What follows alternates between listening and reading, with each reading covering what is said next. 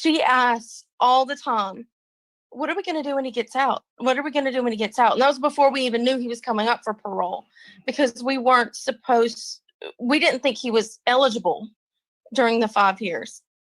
Well, what are we going to do when he gets out? And she'll be 16 years old if he serves his full amount of time, still a minor. But she will have matured some. She's 12 right now.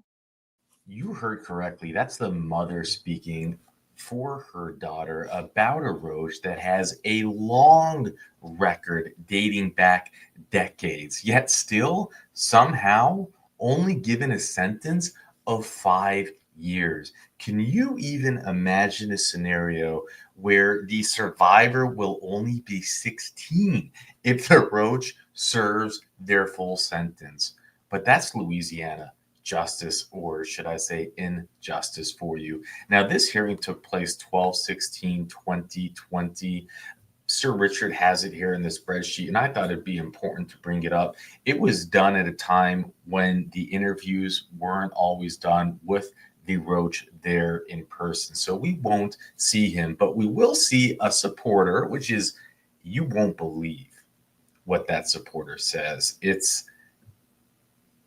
Anyways, I'll unpack it with what details we have at the end. Welcome, everybody. This is the case. My name is Cheryl Renatz. I'm serving as chairman of today's parole panel. You'll see on your screen my colleagues who are serving on the panel today with me: Mr. Tony Mirabella, Mr. Victor Jones. Mr. Ford's case was assigned to me, so I'll read some identifying information into the record, and then we'll hear from the folks who've indicated they'd like to speak. And then I will present my interview that I had with Mr. Ford earlier, last week rather. So Mr. Ford is classified as a second felony offender. He's currently in Concordia Parish serving a 5-year sentence for a conviction indecent behavior with a juvenile, for which he was sentenced in November of 2018. So first, I think we'd like to hear from Mr. Jeremy Taylor, who is here in support. Mr. Taylor, good morning. Good morning. Go ahead, sir. We'd like to hear what you'd like us to know about Mr. Ford. Well, I've known Mr. Ford for about 10 years. He's worked for me on and off. There we go. And I mean, when the charges come up, I honestly couldn't believe it, and I'm not 100% sure I do, but regardless, I mean, to me, he is a great character of a man. I mean, he's a good worker, good work ethic. Anything I ask him to do or request for him to do, he does without a hesitation. I mean, anything that I've needed help from him for, he don't mind helping me at all. And same way as far as me to him and him to me. I mean, he's got a job lined up already if y'all allow him to get out, and his place to stay, and basically my overlook for him pretty much. I mean, good. All right. Well, thank you for taking the time to, I see you might be at work, so thanks for taking the time to be with us today. We do appreciate your input. Thank you, sir. Yes, ma'am. Thank you. And Miss Wiley, are you the spokesman for the family? And we do have a letter that you wrote us that is included in our record, so there's no need for you to reread that letter to us. So we just like to hear from your own words what you'd like us to hear on behalf of the whole family. Okay, you're on. Try it again. Looks like you're on. Is that better? Yes, I can hear you.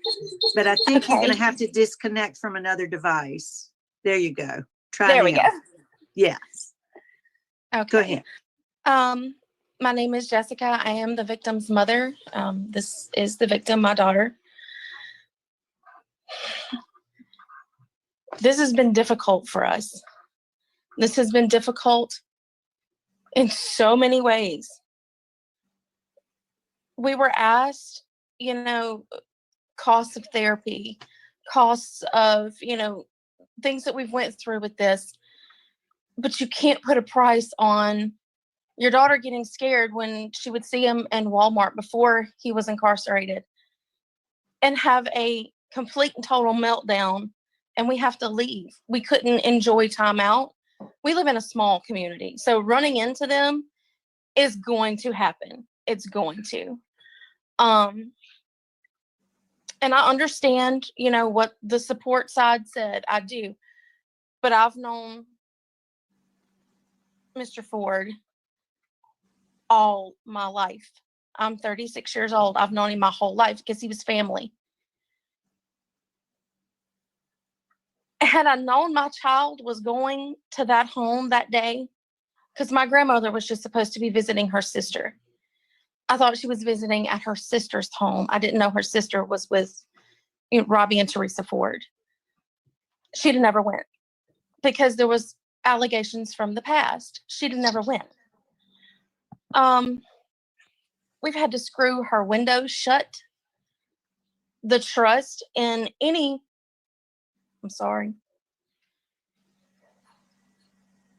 the trust in anyone watching my kids or anyone being around my kids is gone. I worked them through virtual for school, and now we're homeschooled, not even through public school. It's been hard. She asks all the time, what are we going to do when he gets out? What are we going to do when he gets out? And that was before we even knew he was coming up for parole, because we didn't think he was eligible during the 5 years. Well, what are we going to do when he gets out? And she'll be 16 years old if he serves his full amount of time, still a minor. But she will have matured some. She's 12 right now. Had it been up to me in the beginning, he'd got life, because it's my child. The only thing I can ask is that you please, if it's only worth 5 years, let him serve his 5. Make him serve his 5 for what he did to my child. It's affected all of us. And if what we have is 5 years, let him serve them. That's what we ask. Thank you, ma'am. And we do appreciate your input as well. Thank you. So now I will present the interview that I had with Mr. Ford. As I said, I had an interview with him at the facility where he's housed in Concordia, and that happened on December the 12th. December the 10th is the date of the interview. He is currently 56 years of age, classified as a second felony offender. His parole eligibility date is May 21st of next year, 2021. He does not earn good time, so his full term date is November 26, 2023. The victim in this case at the time, as Ms. Wiley said, was 9 years old. In the record that was provided to the panel members, you'll see strong opposition from Ms. Wiley as well as the grandparents. There's letters included from all parties. The offender's biological daughter is opposed. And there's also a petition included with over 1,200 signatures from around the country of people who stand in opposition to an early release. He does, when I spoke with him, he claims his innocence, which is contrary to the record and the police reports that was provided to us. I mentioned to him, of course, the opposition, and he was really surprised that his own daughter was opposed. He just really he couldn't believe that and couldn't comment on him. I asked him if he could comment on it, and he could not. As I mentioned, he is a second offender. His first offense was in 2011 for felony theft, but he does have other arrests on his rap sheet. One in 1983 for indecent behavior with a juvenile, that was Nal Prost. 1988, second-degree battery. And then in 1993, battery of a juvenile. But all of those were not prosecuted or dismissed. but it is worthy of noting. There was another arrest that I saw from 2017 that was not on his master prison record, and he was convicted, intimidating or impeding a witness. On the risk assessment instrument used by DOC, he does score out as low risk to reoffend. He claims he is a recovering alcoholic of 30 years. He says he hasn't had a drink in over 30 years, and the smell of alcohol makes him sick. He does have some classes that he's been able to take. He's taken anger management, which he completed in May of 2019. He's done a substance abuse class, Living in Balance, both phase 1 and 2, which he also completed in 2019. And I asked him about that. He says he liked the Living in Balance program, says it helped him remember. He says it helped him to remember his background and how to go on with life on good terms. And he couldn't really explain to me what he meant by that. He claims his mental health status is good, says he's in good physical health. His current job is in the laundry at the facility. We did talk about what job he would likely pursue if released, and he says going back to work with Mr. Taylor, the same job as a truck driver in Vidalia. He is a trustee in Concordia working in the laundry, as I mentioned. He's not had any write-ups since his incarceration. I asked about where he would live should he be released or whenever he's released. He's going to live with his wife of 33 years in Vidalia, and I've listed the address. There's nobody else that lives in the home. Talked about support. What kind of family support would he have? He said his wife, his boss, Mr. Taylor, and his son and daughter-in-law. Talked about community support. He said he didn't know of any support in the community. I didn't understand that. Transportation, he has his own vehicle, so there's no problem getting back and forth to work. His goals, I asked him where he wanted to be 1 year from release. He says working at the same job until he retires. He doesn't see any barriers whatsoever to being successful. In the interview, from my point of view, it was we took some time, and I really don't believe that Mr. Ford was totally forthcoming with me. We couldn't get around the alcohol issue and the fact that all the police reports indicated there was a smell of alcohol in his breath at the time. Anyway, I'll just say this: my recommendation, my vote today is going to be to deny his parole. He did not seem to understand the gravity of the offense that he committed. He's had no programs, and of course, there's victim and law enforcement opposition. So I'd be happy to answer any questions or entertain any comments.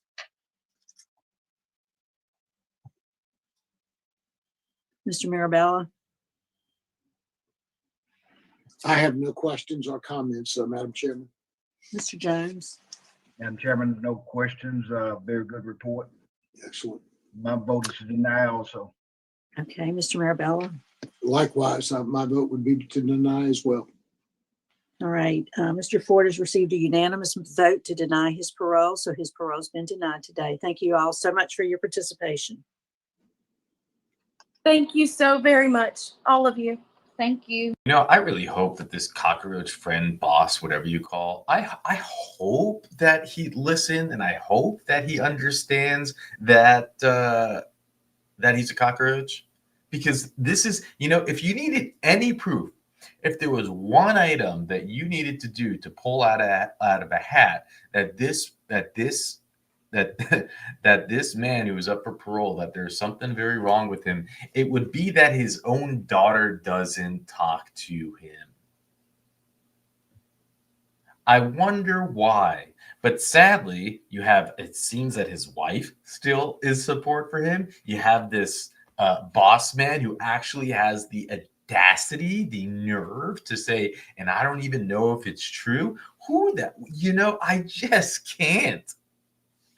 But the insult to injury on top of all of this is that he still received just a 5-year sentence, that he was up for parole really just like, I don't know, what was it, like 2 years into the sentence, and you know that he is out. He's been out since November 28, 2023. Again, remember, this hearing took place 12/16/2020. Sir Richard had it one of the first items in my spreadsheet. I was avoiding doing any hearings where the inmate didn't show up. I wasn't as comfortable with the process. We had so many that we needed to do, but now I'm going through the spreadsheet and I saw in his notes that the family left a victim impact statement, and that's what I'm looking for in these hearings. And I'm happy that I did it.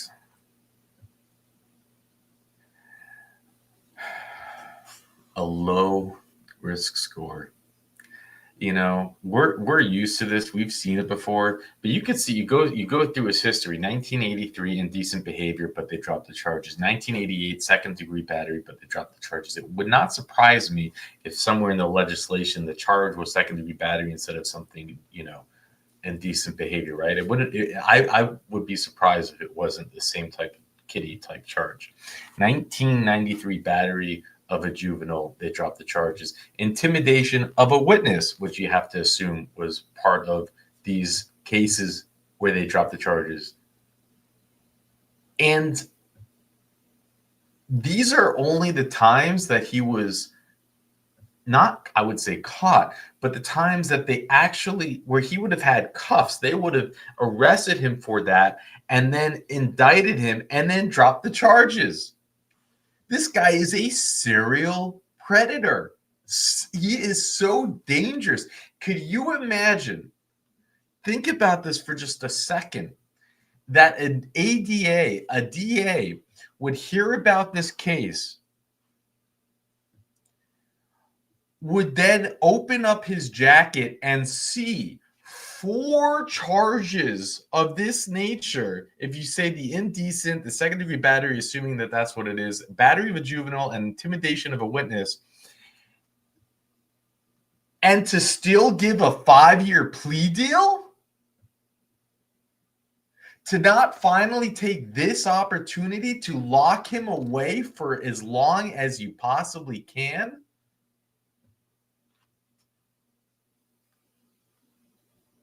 I'm lagging.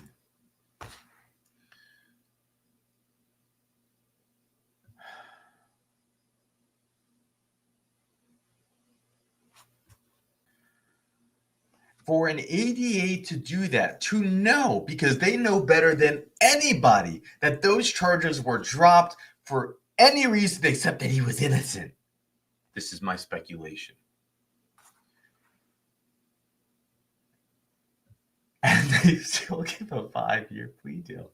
That you can only unpack that in one way: that they don't care. Forget that they didn't show up to the parole hearing. Forget that they don't care. And how can someone live with themselves? How can you be on this side of the aisle, on that side of the law? Your job, you go to law school, I'm going to be an I'm going to go and make sure that I can put people in prison where they belong. And then you look at this case, you hear about this case, and who knows, God, and this child, and then you say, wow, look at this rap sheet. And then how do you not even have just a competitive nature to say, wow, for whatever reason, all these other years they couldn't get him to be locked up. I mean, he even has intimidation of a witness, but somehow he got away. He got away with it in 83. He got away with it in 88. He got away with it in 93. He got away with it. No, he's not going to get away with it this time. No. But no. And for those of you who are new to this channel, you might say, well, they didn't want to put the victim, the survivor, on the stand. Don't buy that. There might be cases where it is a way where there will be a struggle and you might have to really, have a come to Jesus moment and say, should we still prosecute this or not? But the majority of the time, that is not what it's about. They do not care about putting the child on the stand. It's not about that. Remember, this child had to show up today. Then they have to go the amount of time that they get the letter about the parole hearing. They have to have the anxiety of what if he gets out. This is a small town. You know that every day they're bumping into each other. And their friends, the guys who all take his side, the Chomo side, are all, every time they see each other in the super, their lives are altered forever just from that aspect.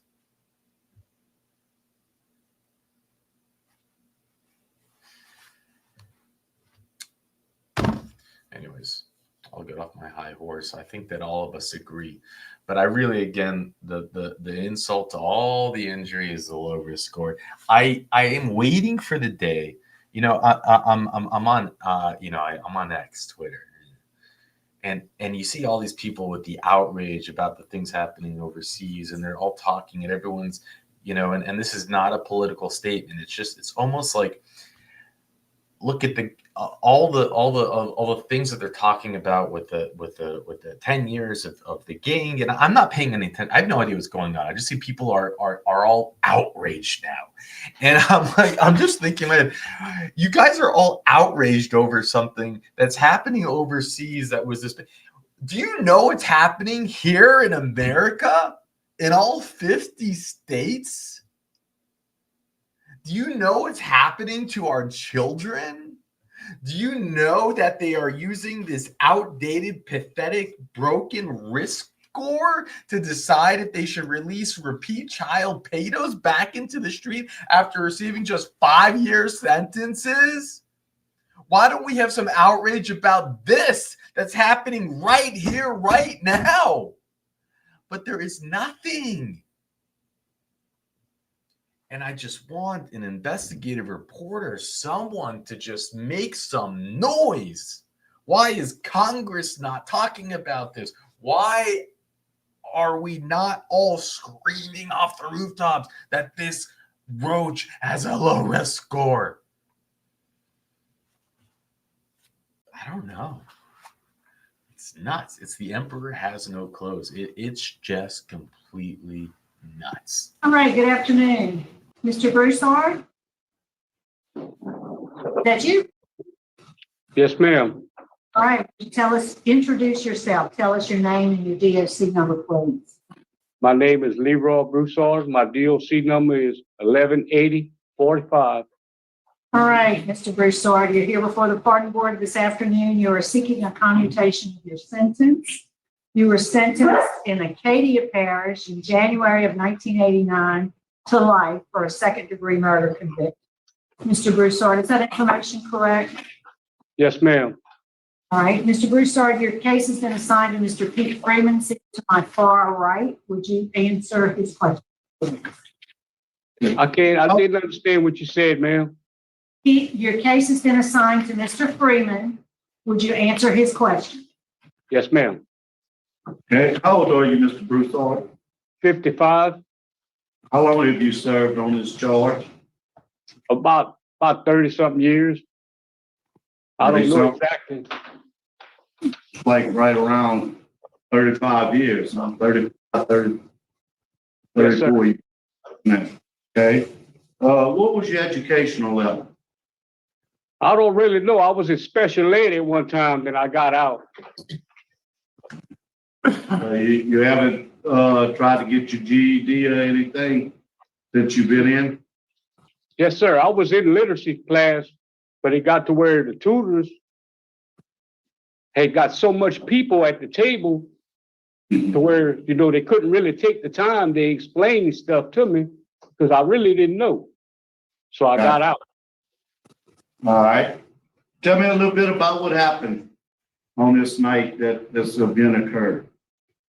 Sir, I honestly come home drinking, and I was playing some loud music, and they told me to cut the music down. And I got up in the outrage, and I killed my wife Sheila. What kind of instrument you used to kill your wife? A pipe wrench. Okay. Prior to killing your wife, did you have altercation with your family also?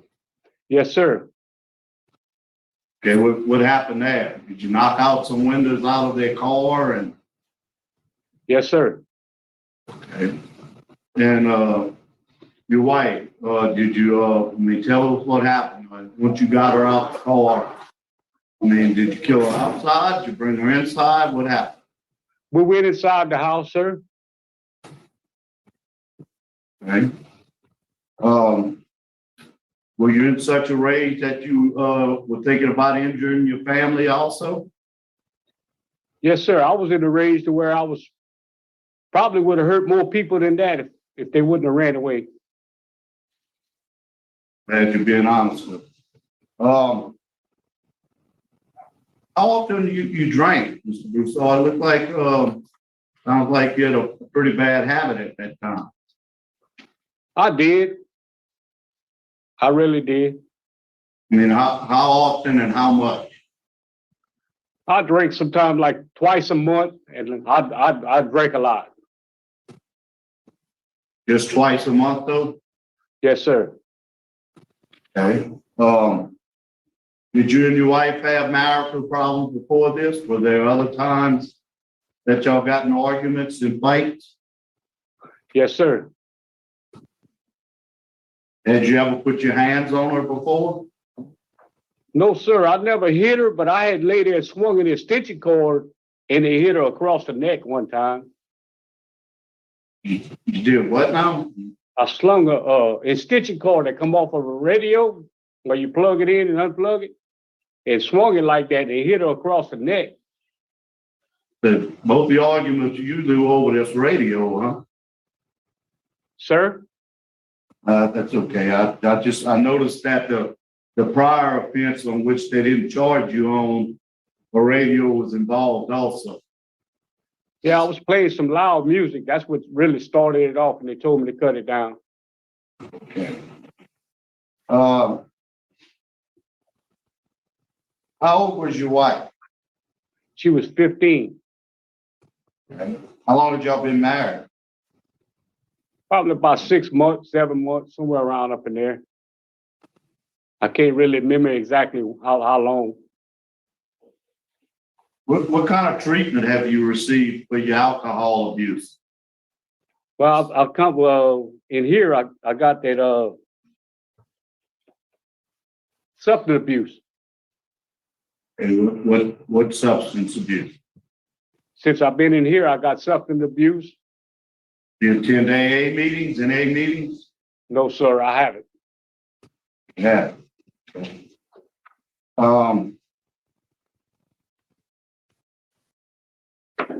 You had an arson charge. Tell me about the arson charge. I was drunk, running low on gas, and I stopped to siphon some gas out of a truck in between Kaplan and Gaydon, and it had a lock cover on it. So I bust a hole in the bottom of the tank with a nail, and I couldn't see because it was at night. So I struck a lighter to see what I was doing, and it went. Caught a fire. Yeah, let's go back to your drink. I mean, you're trying to tell me you only drank 2 times a month, but it seems like everything that you've done, you were drunk. So you still want me to believe you only drank twice a month? That's about the only time I would really, but every time I drank, sir, I got in trouble. I actually did. Did you receive some substance abuse treatment on the outside? I was going to Crowley Mental Health for a while. Then it got to where I had a hard time getting back and forth from Kaplan to Crowley. Then when I moved in the country, a lot of times the old car we had stayed broke. So what was your diagnosis for your mental health? I had I got bipolar disorder, and I had alcohol problems. I was attending AA there too. Okay. So I mean that's it still got me hung up, but I guess I'll have to get past that. What other classes have you taken while you've been in prison? 100 hours, anger management, substance abuse.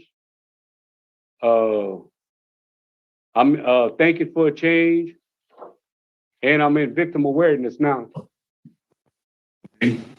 What did you learn from anger management? I learned how to control my temper, sir. And how are we gonna control your temper? Take a few deep breaths and think about it before you say anything. And how about victim awareness? What you learned from that? Well, so far, this is going to be my 3rd week. So far, I learned that the people that I killed, their daughter, it's not the only victim. My family was victims as well. And other people that from the scene that had to go there to see all this horrible stuff was a victim. So it was more victims than you can imagine involved in this. What do you do out at Angola? Right now, I'm driving tractors for the camp. Did you drive? You drove 18 wheels before too? Yes, sir.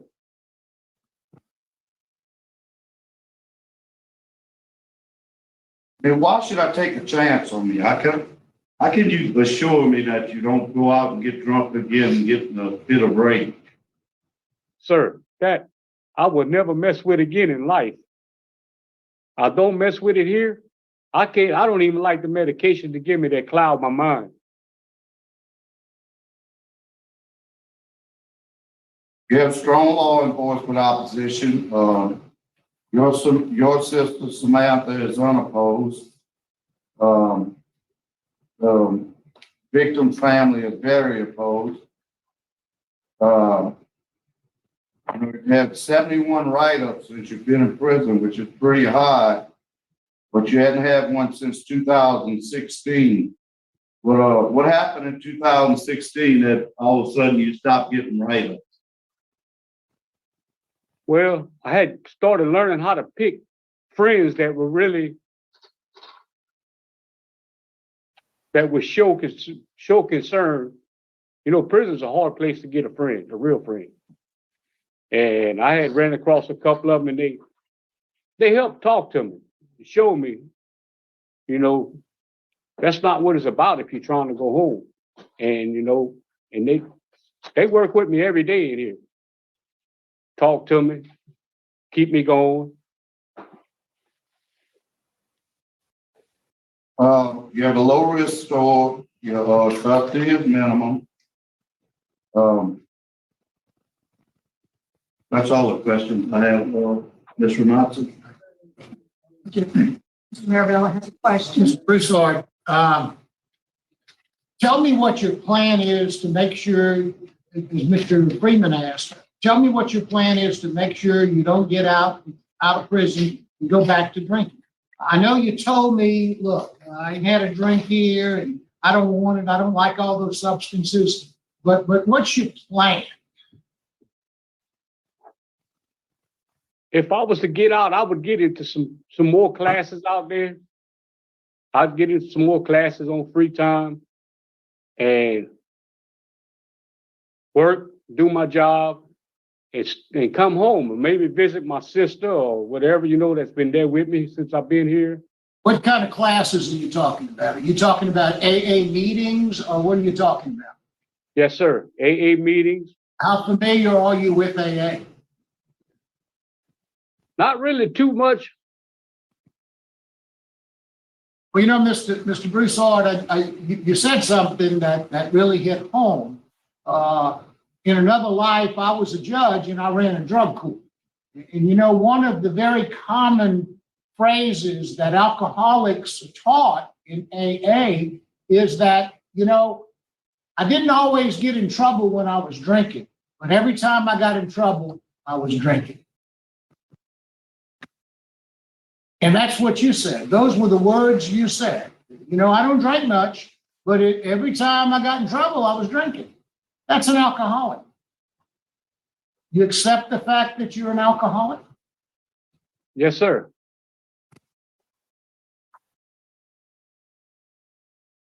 You know, there's no real fixed cure for that. And another thing that kind of bothered me is when you talked about anger management, you said, well, you take 2 deep breaths and you think about what you're doing. There's a lot more to anger management than taking a couple of deep breaths and thinking about what you're doing. So I'm just wondering if you don't believe maybe there's shortcuts here. Being an alcoholic and staying sober is not a shortcut. It's not, maybe I'll go to a couple of classes. It's going to AA meetings regularly for the rest of your life to make sure you don't get back into alcoholism. And I'm worried about you. I don't know that you're there yet. That's just a concern that I have. So, thank you. Mr. Broussard, when this murder happened, were you under treatment at the mental health center for substance abuse? Yes, ma'am. You were taking medication? Yes, Do you ma'am. remember, what you were taking? I was taking, And were you compliant in taking that medicine as prescribed? ma'am. Were you taking that as prescribed? No, ma'am. So you weren't taking it, or you were taking too much? What was it? I wasn't taking them like I was supposed to. Okay. So you just weren't taking it. I'm trying to get what you're trying to tell me. I know that I and would alcohol take doesn't mix, but go ahead. I would take them sometimes, and sometimes I wouldn't take them. That day, had you taken some? No, ma'am. Do you remember what happened?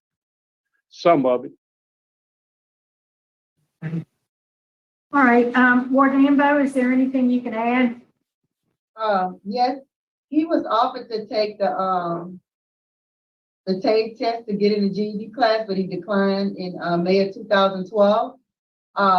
We do have some mental health history, and he was on depression medicine here. We do have NA and AA classes here done on the weekend. They come in, some volunteers come in from AA, Alcoholics Anonymous and Narcotics Anonymous to teach these classes that he can get into.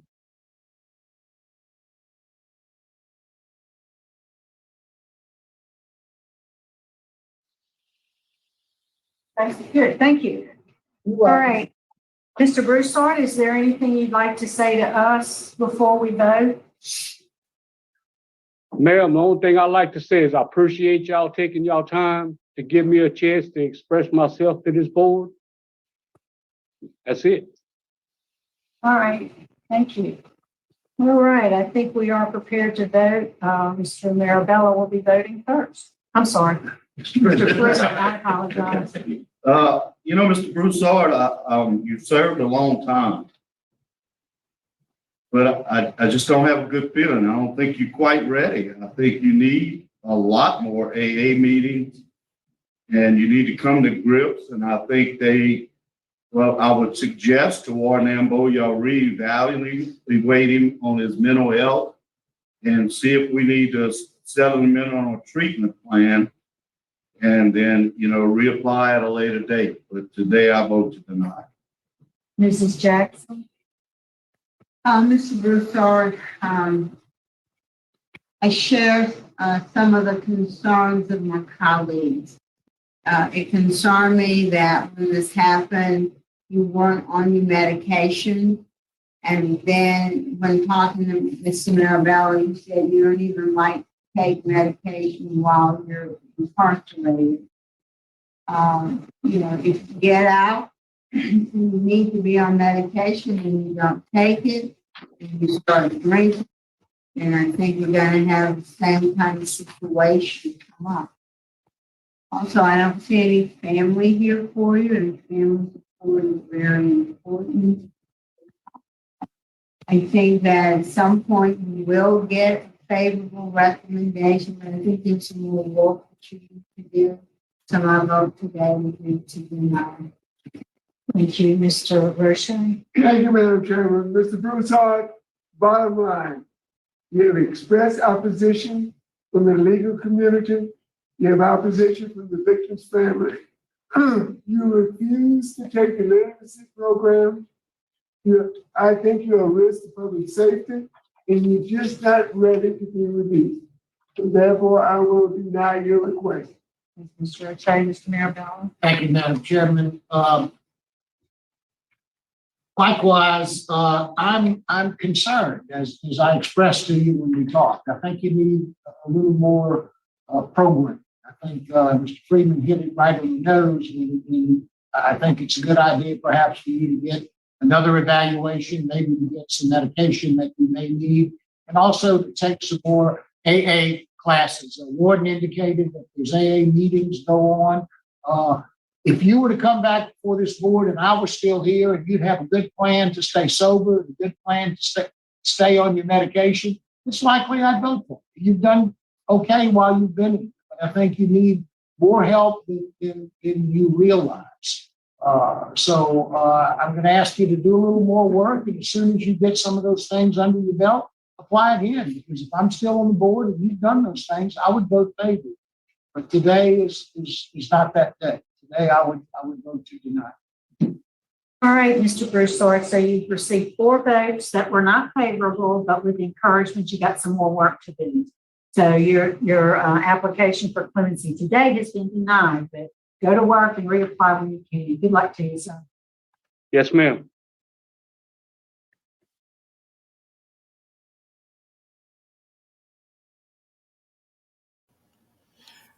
I don't have anything to unpack this. There are no, appeals. There's nothing that Richard was able to find on this. And, it was a Mr. Pete Freeman hearing, so you're not going to get anything. He's still locked up. That's the information that we do have.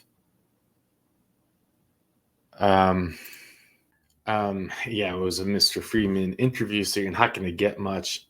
But what I did get was, I think, what a lot of the board got, which were like the hibby-jibbies. There's something unsettling about the interview. It's interesting because it's like, well, in one sense, he's being really honest. But in the other sense, it's like the honesty that is unsettling. I wonder what the alcohol thing, I almost do believe him. Maybe he didn't drink that much, but it was more like being, but there was one signal that I picked up that, and I know I'm only, I don't claim to be an expert. I claim to be probably wrong a lot of the times, or most of the time. But there's certain things that make me say, wow, a psychopath or a sociopath, or, like, can this person actually feel? And then there was one part of it where he starts talking about the victims, and he breaks down emotionally.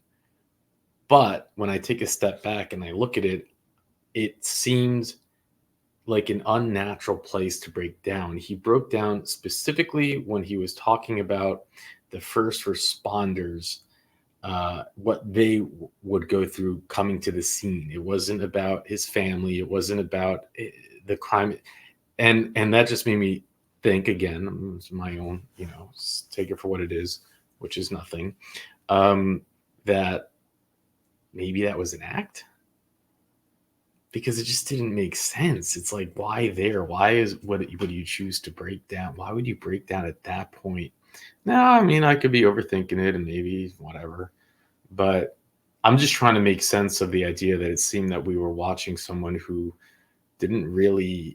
just gave you that hibby-jibbies. And then how is it possible that someone like that could have empathy? So then I come to the conclusion that it was just part of the skit. But I don't have anything else to add about this crime. It is what it is. And if he does come up for another hearing, we will cover it. This hearing initially took place in 2022, October. And at the time of this recording, it's July of 2024. So it's been a little while. And he's young, relatively speaking. He's 57. So he's going to have plenty of opportunities. And to his right is Mr. Pete Freeman. Judge Bonnie Jackson was the sentencing judge in Mr. Warner's case. She is on our pardon board this morning. Is there any objection to her participating in this process? Mr. Avivi? No objection, Madam Chairman. Okay, thank you. No objection. No objection. Yes. Okay, thank you. So we will proceed. First, I will read some information into the record, ask you to confirm it. Mr. Warner, Your case is assigned to Mr. Pete Freeman, seated to my far right. He'll take the lead on the interview. Once the interview is complete, we'll hear from the folks your family members who indicated they'll be speaking. You'll be allowed to make a statement before we turn it over to your attorney. Close it up. Okay? All right. So you are Mr. Lynn Warner, DOC is 366770. Here seeking a commutation of your sentence. You're serving a life sentence for September 1996 conviction or sentencing aggravated rape in East Baton Rouge Parish. Is that information correct? Yes, ma'am. Answer Mr. Freeman's questions, please. Okay, Mr. Warner, how old are you? 51, And how long have you served on this sentence? 28 years. Okay, and what's your educational level? I got my GED since I've been here. Also, I'm enrolled in automotive technician. I got 4 certifications, and they just made me a mentor, a VOTEC mentor. And I just received a certification 13 days ago. Proud of that. Thank you. Okay, now I'm gonna ask you, I mean, there's several different stories here. You have the little girl story, you have your story, and somewhere in the middle, I need to get the truth story. And I'm telling you right now, being totally honest with me is gonna go a long way in my mind. Okay. So tell me what went on between you and the victim. But it really it was something I shouldn't have did. No, but what did you do? What did you actually do? I fondled her. I really actually fondled her. Did you have any sexual intercourse with her? No, it was just fondling, sir. And Sure. I'm just being honest. Okay, because I mean, that's where the statements tend to get a little different. I mean, the victim claimed that y'all had sexual intercourse, and you always have said it was just fondling. So, I'm gonna ask you one more time, was it just fondling? Yes, sir. And I never actually had, intercourse with her, but I did fondle her. I did that. Why, I don't know at the time, and I don't know. What was going on in your life at that time? I You had only just- drugs, using any alcohol? No, sir. I had just lost my father, and he was my best friend, and my whole world just turned upside down.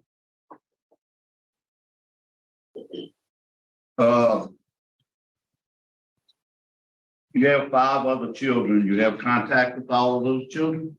Yes, sir, all 5 of them. Are your relationships good with those children? Yes, sir. Have you completed all your sex offender treatment? Yes, sir. What did you learn from that treatment? I What do learned you think the effects of your crime had on that victim? that, I heard it real bad, and also heard of people that her family, and it's just something I heard of people.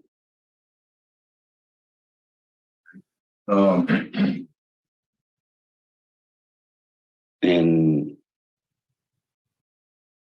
it's something I'll never do again. I know this for a fact, but I learned a lesson by being away from my family and hurting people. A whole lot of people just got hurt out of this whole ordeal. Even my kids, they lost me out of their life. So, You had a chance to talk to the victim. What would you tell him? Forgive me for one thing, and that'll be one of the blessed things for me, just for to hear her tell me she forgive me. Even if I wouldn't make the board today, just her telling me that she forgave. There's some other classes also. I think you've taken pre-release, anger management, thinking for a change, nonverbal communication, any other classes you think of that you took? No, sir, them all the ones I took. Okay, and what did you learn from those classes? It helped me be a better, they helped me be a better person. You know, it helped me, you know, to actually be able to love myself more, forgive myself, and also hopefully I can be a productive citizen one day back in society, where I can actually teach and try to curb some other people away from trouble, if I could.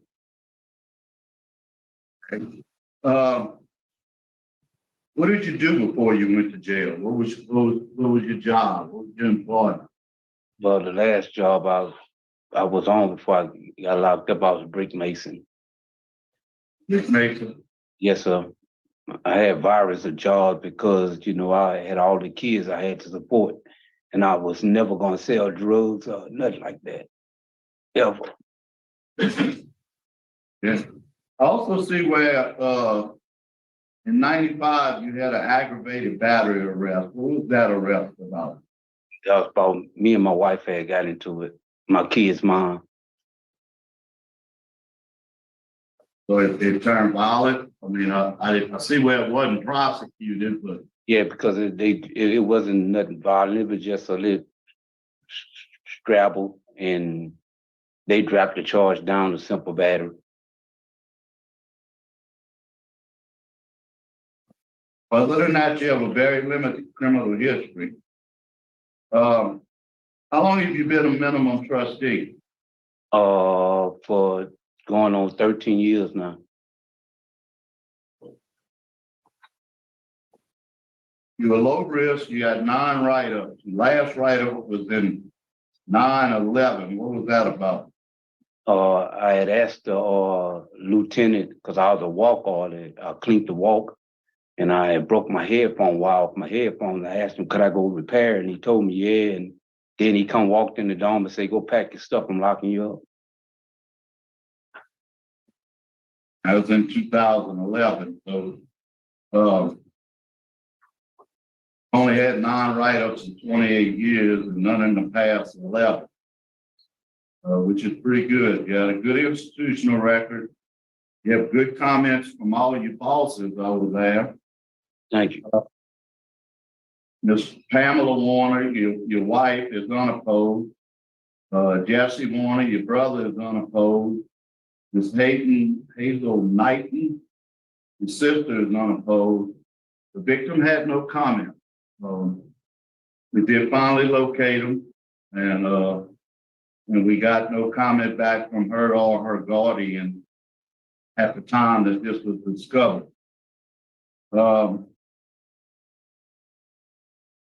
What do you plan to do if you get out? I'm going to work for Jerry Lane. He had offered me a job because because of my certifications, and if I do good and I make enough money, one day I want to own my own business and help somebody else where they can have a job. DA and law enforcement opposed. At first you kind of blame the victim. Tell me about that. Do you think she had any involvement in this and leading up to this? No, sir. No, sir, because I was just scared. Didn't want to go to prison. Just being honest. Okay. I never that victim anymore. I have no further questions. What shall do? Is there anything you can add? Just to reinforce the fact that he has been a Min C since 2013, as far back as I can see on his record, and since January of 2018, he has been working in the auto school and has obtained the certifications that he spoke of. Not had any disciplinary problems with him. Good. All right. Good to hear. Thank you. We'll hear from the family members who've indicated they'd like to speak first. On your mother.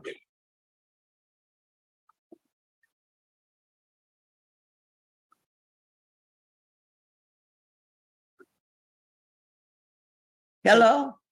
Ma'am, we can hear you.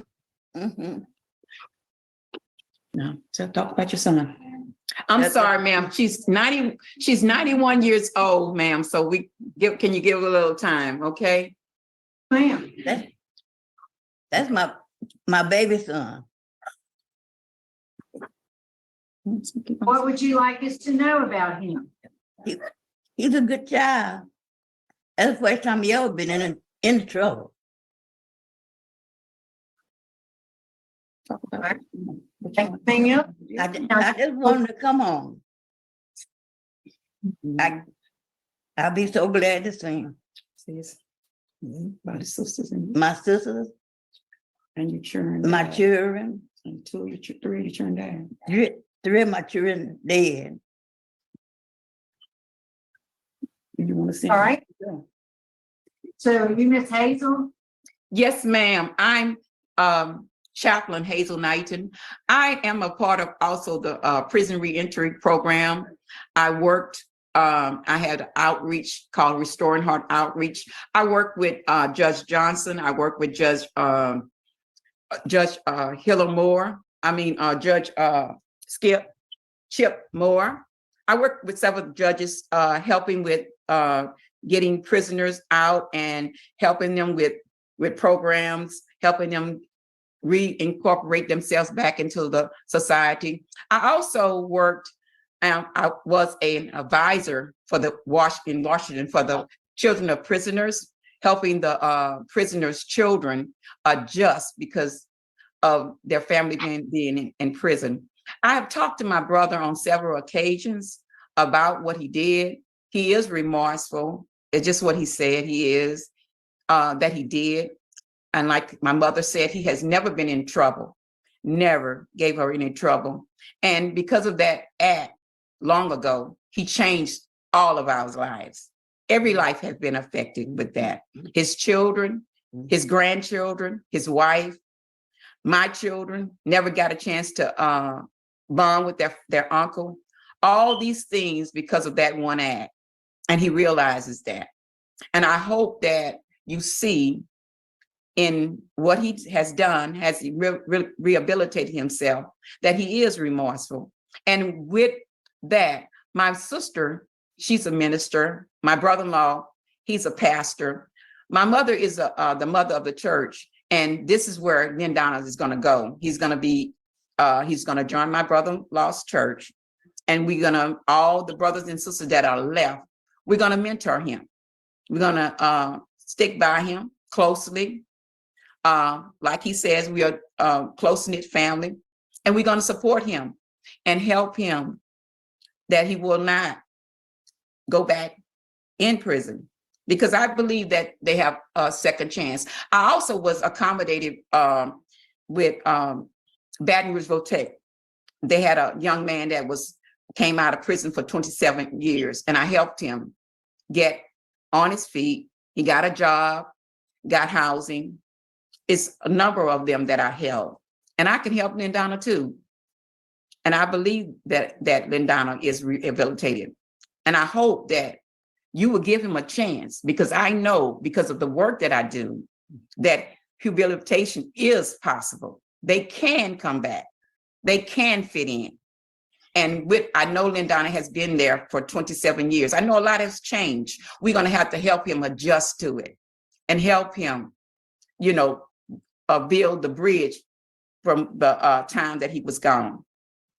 So I thank you for letting me talk on behalf of my brother.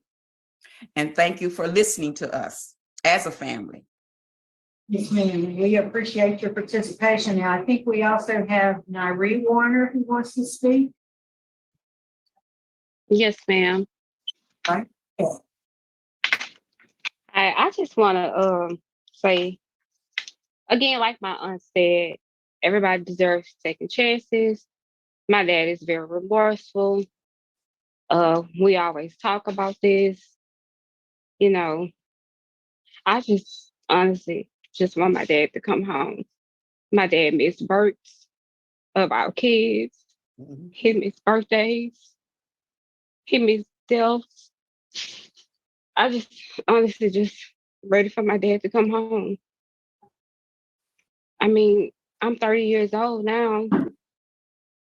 So, you know, being from a kid to adult, just keep going and going up there. It's time.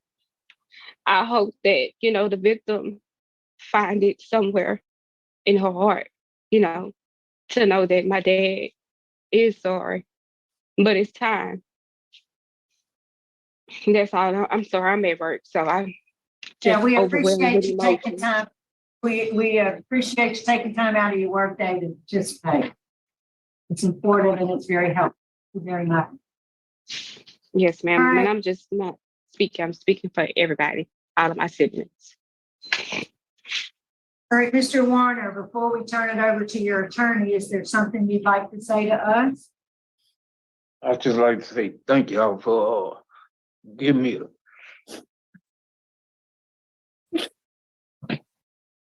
thank y'all for giving me the opportunity just to be on board.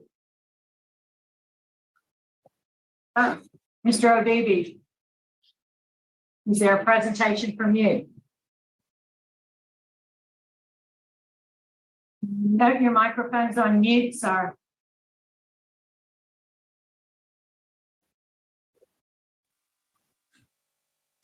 Thank you, Madam Chairman. Again, my name is John Obibi for Mr. Warner. I'm speaking as a counsel for Mr. Warner and as a family friend. I strongly believe that Mr. Warner is a reformed man. He's a born-again Christian. He has dedicated his life to live a righteous and holy life from there on. I've have a conversation with him several times, and I really do believe in this. I call him a young man. And for the board, we're just asking for a second chance at life for Mr. Warner. We believe he's ready. He has the family support.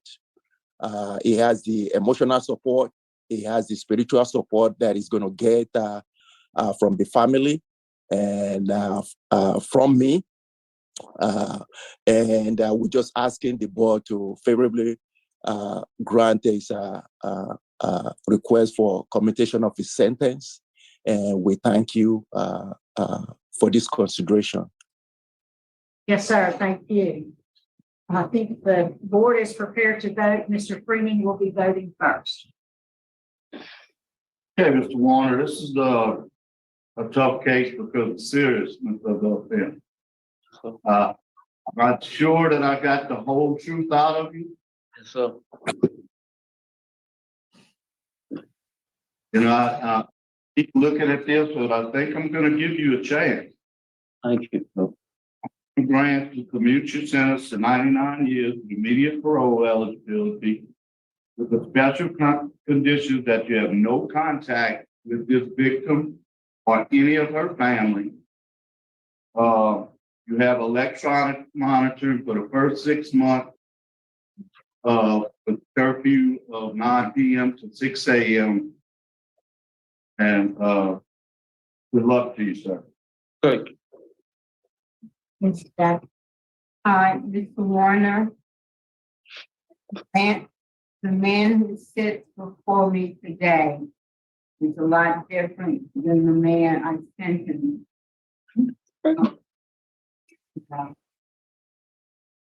You have spent your time well. See that, you know, you are remorseful for what you've done. You have a good institutional record. So my vote today would be to recommend a commutation of sentence to 99 years. Mr. Reddick. Mr. Warner, good afternoon. Afternoon. Mr. Warner, based upon strong opposition from the DA's office, opposition from the legal community, and it's only 28 years, what I think, in my opinion, 28 years, insufficient time for a rape conviction of a minor. This minor was 7 or 8 years old, and the nature of this crime is egregious. I can't vote for you, so I'm going to deny your request. Mayor Bell. Thank you, Madam Chairman. Mr. Warner, I agree with Judge Jackson. You're not the same man that you were when you came to prison. You've got some excellent family support. That's very important. You've got a good transition point. My vote likewise would be to grant a commutation of 99 years with immediate parole. Would be good. Good luck. Thank you. Mr. Warner, it's a very difficult case, but I agree with my colleague in that I don't think you're the same person that committed that. I can tell that you're sincerely and actually have a wonderful family support that I think will help you should you be favorably granted by the governor. So my vote today would be to make the recommendation that you do. Thank you. Thank you. So on your behalf, sir, we'll make that recommendation to the governor. Good luck to you. Thank you. All right, Warden Faldo, I think that concludes our business at the state. We'll adjourn. It's 3:05. Thanks, everybody. Good afternoon. Thank you. Well, this hearing took place in 2022, and by the records that I'm looking at right here, he's still locked up. He's in Angola. So what I think that's telling me is that the governor said, no, I'm not going to release someone who did that to a child. What I'm surprised about here is that, Miss Jackson was the sentencing judge, and legislation would not have allowed Miss Jackson to give him a life sentence if he was not convicted of full-on sexual assault of his child. So by him denying it at the parole at his commutation hearing means he's not taking accountability, and they know that. Miss Jackson would know that, and the idea that she would say, well, I think you're a changed person, I don't understand that. It's just completely willfully choosing to ignore the facts of what we saw. They wanted to go in and say, no, it's going to be okay. We're just going to commute no matter what. And except for Mr. O'Shea. Mr. O'Shea said no. The victim's advocate said no, and thank God for him. And I think that the governor saw a unanimous recommendation, and he didn't want to get maybe bad press from anyone of his adversaries to say governor commutes child sexual assault, monster. That's my only thought. The other possibility is that he was commuted, but he didn't get up for a parole hearing yet. But I don't know. It's difficult to find all the records of these things. But, Miss Jackson sentences him to life and then chooses to commute him. And man, I don't know, man. I mean, it's interesting. You know how much I love Miss Jackson, but she does sometimes make decisions that still makes me scratch my head. They all do. Everyone has. Can't be perfect all the time, right? I mean, she did a great job as a judge sentencing him to life. I love Miss Jackson. What's special about her is that she was a public defender for most of her career and then a judge. She always, Mr. Marbella there's this like YouTube clip of him praising Miss Jackson. And he said, Miss Jackson could, at any time in her career, just basically semi-retired, become a partner at any of the largest firms in Louisiana and made a lot of money. And she never did that. She does truly care about the system. and about making change. So, you know, I would love nothing more than to hear her thought process behind these type of cases and to hear how her mind's working. But in my opinion, if someone still denies it, and not only that, but the first answer, you know, Mr. Freeman gives a terrible interview. He's just not great at interviews. He's not good at interviews, I should say. And then he says, what would you say? Oh, he says, I want her to forgive me. And it's like, that's not what you say. It's not up to you to ask. It's not up for you to ask, forgive me. And man, you know, forever and forever changes the life of the child. And you get a life sentence, you would think that at this type of hearing that they should at least send the DA, they should send someone, you know, you don't really, was it his own child? I can't. As I mentioned, he is a second offender. His first offense was in 2011 for felony theft, but he does have other arrests on his rap sheet. One in 1983 for indecent behavior with a juvenile, that was Nall Prost. 1988, second-degree battery, and then in 1993, battery of a juvenile. But all of those were not prosecuted or dismissed, but it is worthy of noting. There was another arrest that I saw from 2017 that was not on his master prison record, and he was convicted, intimidating or impeding a witness. On the risk assessment instrument used by DOC, he does score out as low risk to reoffend.